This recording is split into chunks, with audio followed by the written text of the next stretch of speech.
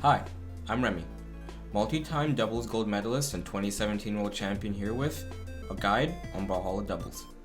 This guide is designed to help twos players in both high and low places push past what they know and up their play. This guide is going to be thorough and in-depth.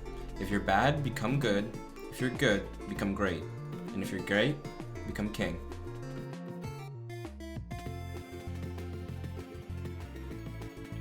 2v2s in Brawlhalla are actually pretty interesting because it's a game mode that was born pretty much entirely out of the passion of the players. Since the game didn't originally have a friendly fire feature in the game, the first tournament actually had to be hosted in a free-for-all where 2 players would choose red and 2 players would choose blue, which explains why that first tournament was called Friendly Fire. And it wasn't until later that BMG added an actual friendly fire option in ranked 2v2s, and I feel like since then 2s have just been a staple of every tournament.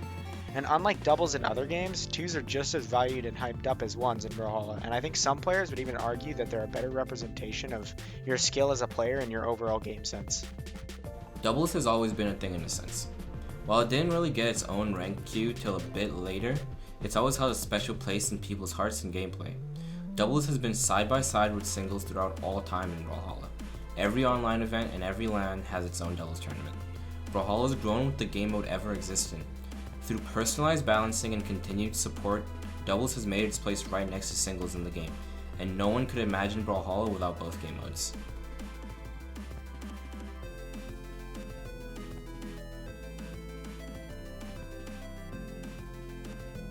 There are key things you should remember from a game mechanic standpoint that could save or hurt you. Grab attacks prioritize your enemy. There are some janky cases where a move technically isn't a grab, but if you grab an enemy and a teammate, your teammate should drop. When you complete a successful pass, which is 2 hits without breaking stun, about 75% of the force is added to the second person's hit. This means combining attacks sends a person farther than it would otherwise. Lastly, your teammate only takes 75% of the force from any given attack by default, so you won't be sending them as far as any enemy. This doesn't make it okay to take every combo on your teammate.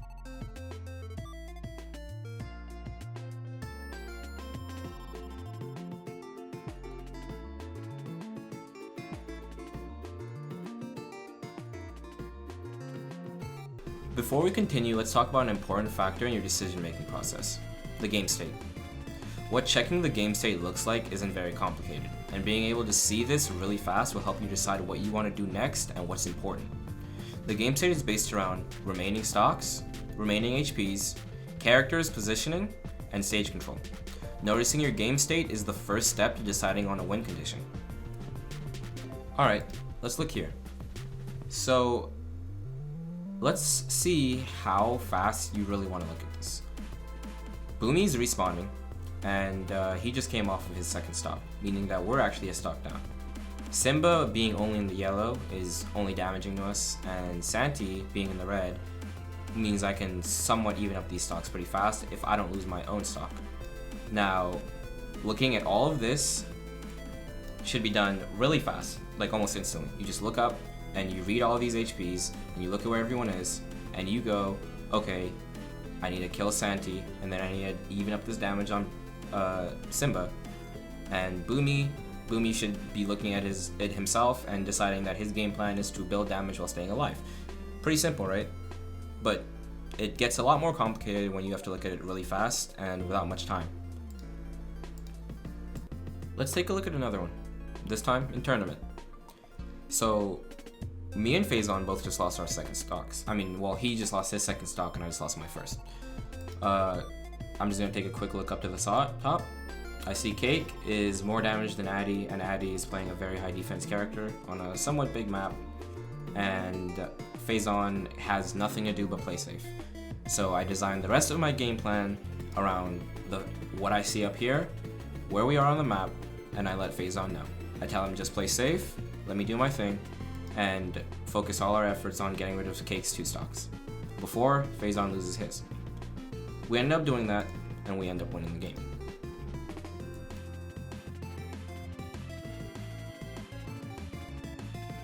Following up on your teammate is a key part of being a good 2s player and making sure you're a strong team. It's a good idea to designate someone who will consistently be looking to follow up, and someone else who plays a more stable and controlling role, which we'll talk about later. For the most part, the premise here is simple. See your teammate land a hit the person before they're free again.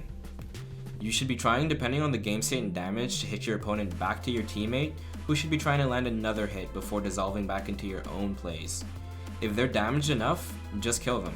Your stats and weapons, as well as SIG kit, will play the biggest role on your follow-up capabilities. Here are some easy follow-ups in real games.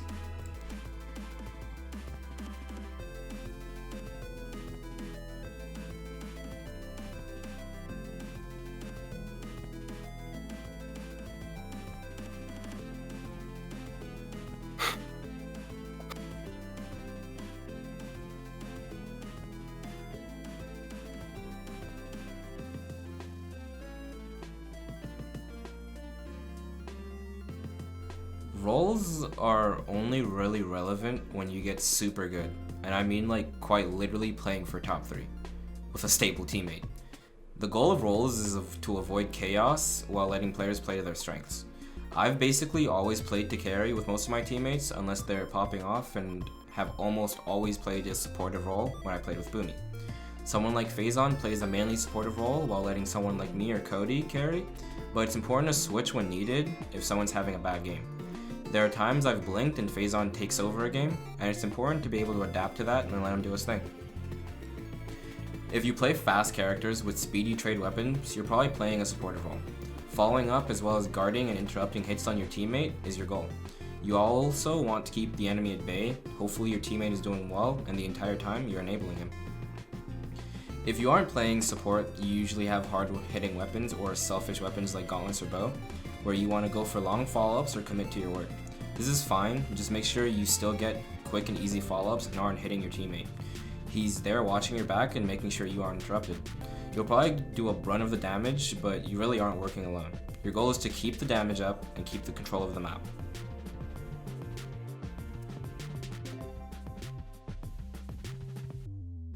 Offstage play is completely different in doubles. It's no longer you versus the guy below or above you. You just need to keep an eye out for where your teammate is and how far away the opponent is. If you have something, then take it, but keep track of everyone so you can be ready to give up an edgeguard if needed. When I played support for Boomy, I only ever went off stage for guaranteed or really fast kills. I don't really waste time on things that aren't relevant to him. When he goes off stage, I keep the opponent off him and cover spots that he isn't covering. When I played with others, I took a freer role. I just went off stage and would hope I'd be okay. I tend to look back a lot because of habits from playing supportive, and I would usually be able to tell if I need to go back up. But both sides of this are important. You can't just do whatever you want.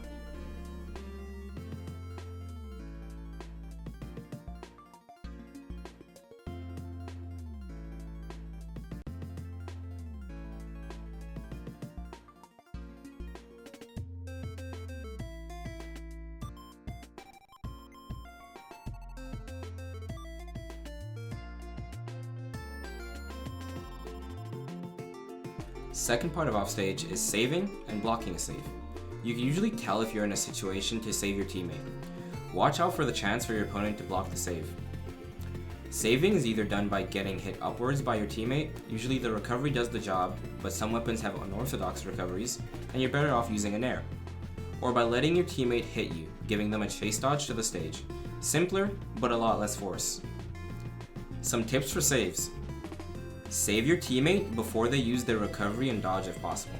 This way they can maneuver around the enemy team when he gets up there. On weapons like bow or axe, you should always go for the nair to save, since the recovery sends at a bad angle. Same with lance and orb. Sword and guns can choose between which one they want, and hammer usually goes with dare.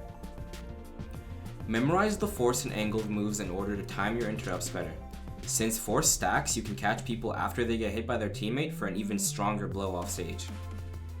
A good weapon throw while they're in mid-save with a recovery has the potential to take out both opponents at once.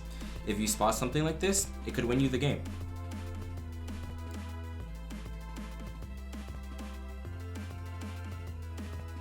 Opportunity comes and goes in doubles just like any game mode. There's nothing specific to say about it. Just watch your back and trust your teammate to be where you need them to be, and do what you need them to do. Communication is important, so say while you do. This way your teammate isn't left hanging, and you aren't left blind.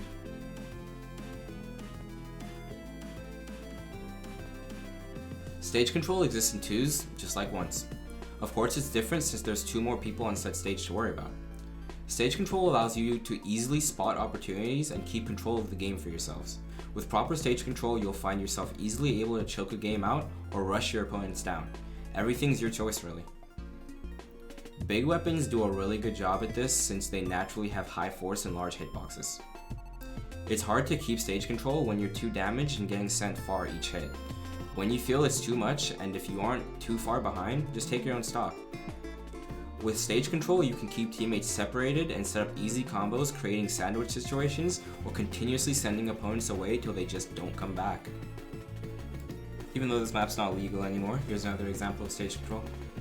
Sandstorm ends up pretty far away, and he's gonna work his way back up, but this entire time Boomy wants this weapon and has no way to get to it without having to deal with both me and probably Phazon coming up behind me. This just kind of stalls him out, considering that Sandstorm's gonna now have to fight his way back on, and both of them having to fight their way back onto the stage just creates opportunity for them to get hit, and they're gonna go through hitboxes. Boomy doesn't have a weapon here, so it's not gonna be really easy for them to get back on without fighting. So same clip from 1 second ago, and let's see what that lack of stage control actually turns into when they do get back on stage.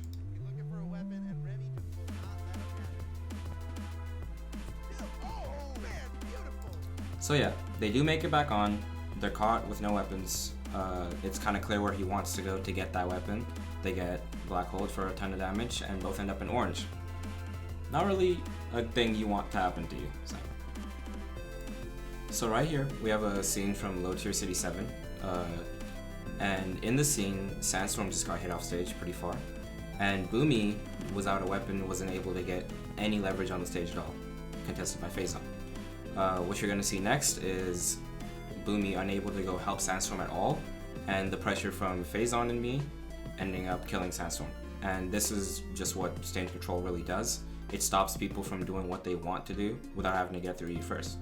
In there, didn't work out for Phazon. Weapon tosses, dodged out of the way, but Sandstorm can't make it back.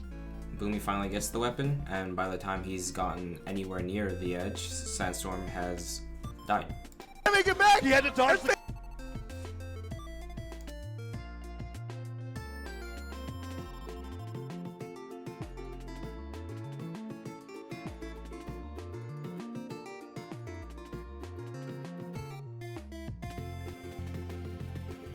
Feel free to pause the list if you need. Everything's in order top to bottom. Your ideal weapon is a weapon with high speed, high priority, long stun, and good combo game. Spear and hammer, do it all. The doubles meta has been somewhat stable and readable for a while. Even when Katars were dominant in 1s, for example, you didn't really see them that much in 2s. Same thing with a weapon like Lance. Axe holds up a strong spot in 2s, even when it's considered dead weight in 1s a lot of the time. Let's look at a general weapons tier list that can carry over many patches. These weapons have what you usually want in a 2v2 scenario.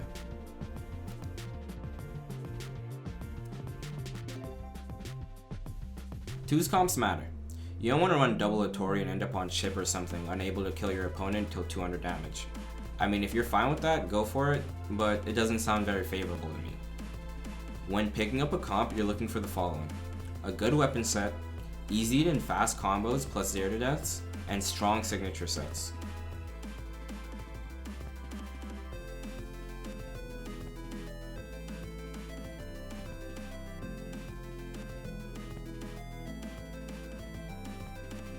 Team combos are the most hype part of any 2v2 game. Whether it's hitting a 0 to death that you and your teammate practiced, or just a quick back and forth in the moment, it's a great way to get the spectators hyped, shift the momentum in your favor, and even have the potential to be the difference between winning or losing a game.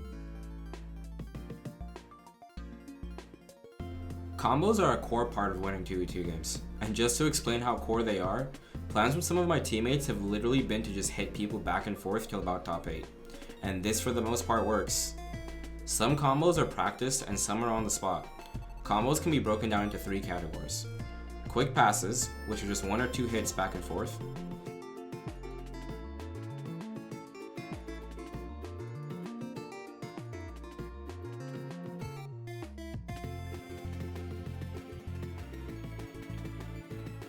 Extended combos, Sometimes practice and sometimes not, multi-hit combos to build heavy damage.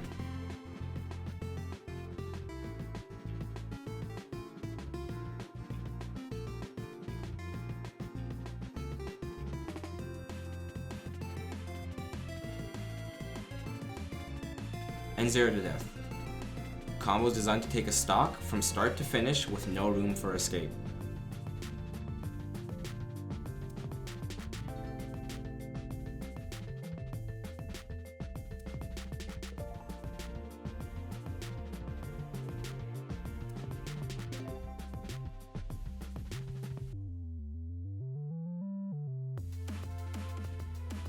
The best teams are always looking for their combos, as well as looking to sandwich to opponents, quick passes for damage, or just hits into 6 for finishes.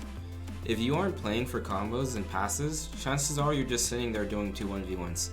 Not really your goal unless you're both somehow the best 1v1 players ever born.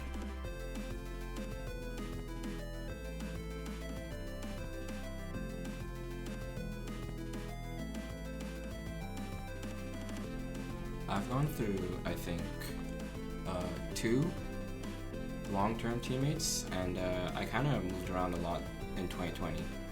And I have to say that playing with someone you think you can win with is everything. It's drive, it's momentum, it's everything you're possibly going to want and look up to. Every single time I enter a game with that teammate, I stop playing just for myself. I remember that if I want to win, it's not just for me anymore. There's someone else that benefits off my play, and it just makes me play infinitely better.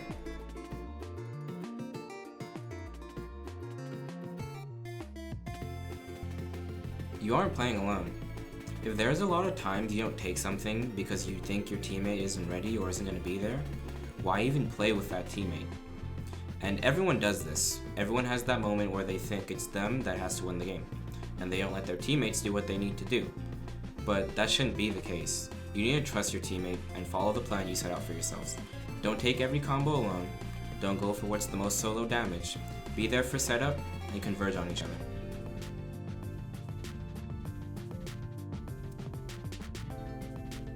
Everyone on that map wants the same thing. Whether it's a ranked game or a tournament, you want to win. Work together, stay focused, play to win, tell yourself what you need to, but the person you're playing with wants it just as bad as you, and to assume anything else is disrespectful.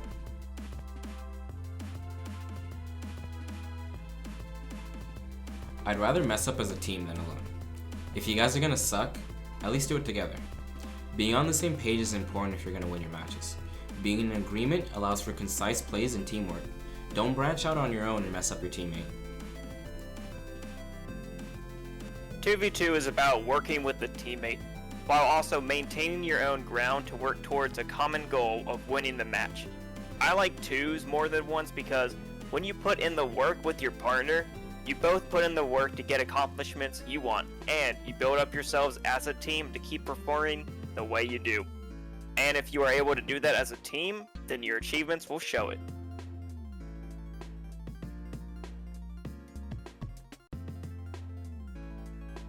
If you have a mental link to all your teammates like me, then you don't really need comms. But I found that the matches I talk to my teammate in, and they talk back, are the best ones. The less vocal I am, the harder it is from the start. It's always been this way personally. Saying you want to slow down, saying who you're going after, just general stuff like that to help keep focus and the dream alive.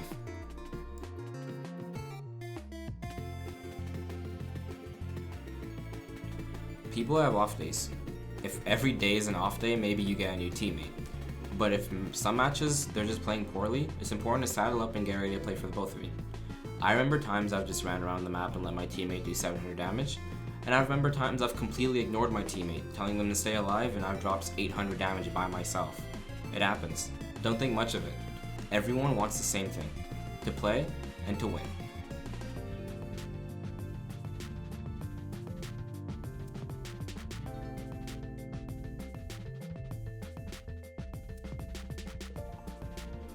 Doubles is fun. It's exciting. It's fast-paced. It grabs people's attention. It's part of Brawlhalla at this point. I hope this guide gave you whatever you needed or were missing to push your gameplay to the next level. I dream of a world where the competition is intense and amazing, and through these guides I hope to create that, granted one video at a time. Thank you all to the guests and features throughout the videos. Last year I started my YouTube channel and pushed out the bow guide for you all, and since then we've made multiple other guides and the support has been insane. Thank you so much. Follow me on all my socials, join my Discord, and you guys already know, stay safe.